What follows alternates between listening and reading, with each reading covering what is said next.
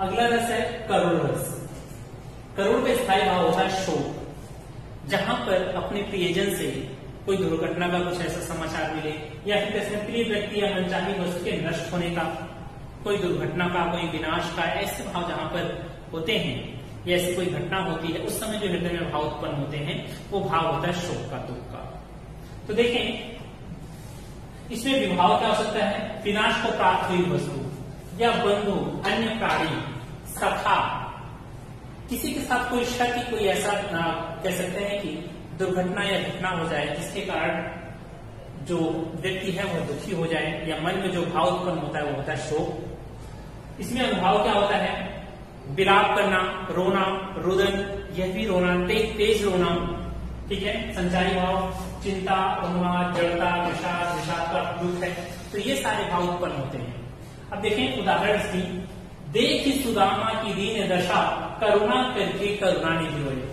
इस उदाहरण में ये बताया गया है कि जब भगवान श्री कृष्ण के पास सुदामा जी आते हैं और उनकी दशा देखते हैं कि पैरों में कंटक, कांटे लगे हुए हैं, रक्त निकल रहा है, इन सारी दशा को देख करके बहुत ही परेशान हो जाते हैं और फिर वो उस तरीके से कटोरे में पानी लेकर के आते हैं और बिठाते हैं, उनके चरणों को धोते हैं। तब की दशा को बता रहे हैं, देखी सुदामा की दीन दशा, उस दीन दशा को देख करके किसकी, सुदामा की, करुणा करके, बहुत ही करुणापूर्वक तरीके से श्री कृष्ण क्या कर रहे हैं, करुणा निधि अर्थात श्री कृष्ण रो रहे हैं। तो यहाँ पर रोने की भावना उत्पन्न हो रही, भाव कैसे उत्पन्न हो रहा है, करुण का, शोक का, दुख का, इस कारण यहाँ पर है करुण रस।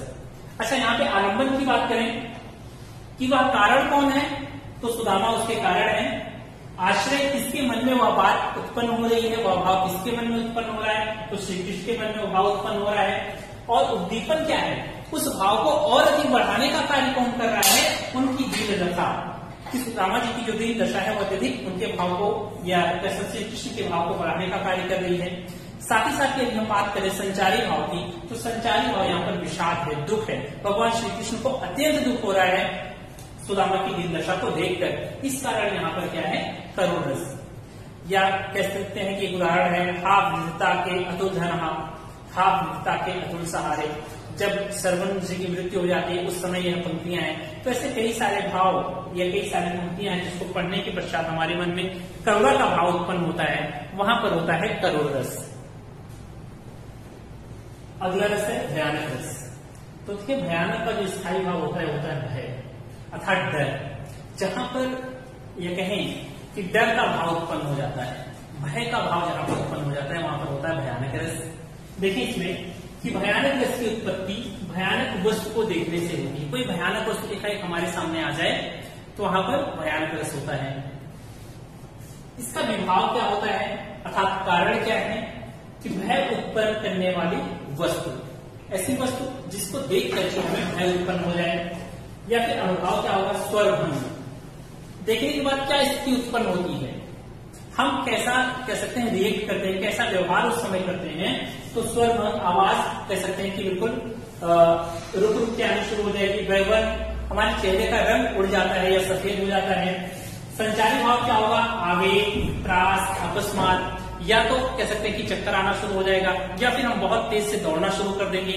तो ये सारी चीजें बन जाती है तब भयानक रस में। एक उदाहरण देखते हैं कि एक और अजगरही लग है, एक और मृगाए, दिक्कत बटोही बीच में परियों मूर्छा खाए। बटोही का अर्थ यहाँ पर है एक पथी, एक व्यक्ति रास्ते में जा रहा था और जाते ही कुछ दूर पहुंचा ही था, उसके सामने क्या रहा, देख रहा है कि एक तरफ अजगरही लग है, सामने उसके बहुत बड़ा सा सर्प आ जाता है, अजगर आ जाता है, उसको देख के वह रुक जाता है।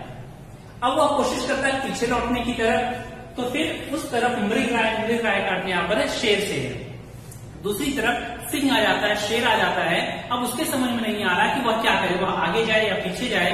दोनों तरफ उसके लिए कह सकते हैं कि भय की स्थिति उत्पन्न हो गई और अंत में क्या होता, विकट बटोही बीच में, वह व्याकुल हो गया, उनको देख करके परेशान हो गया और वह बटोही जो था बीच में परियों मूर्छा खाए, वह मूर्छित हो जाता है। उनके डर के मारे ऐसा डर का भाव उसके अंदर उत्पन्न होता है, वही मूर्छित होकर के गिर जाता है।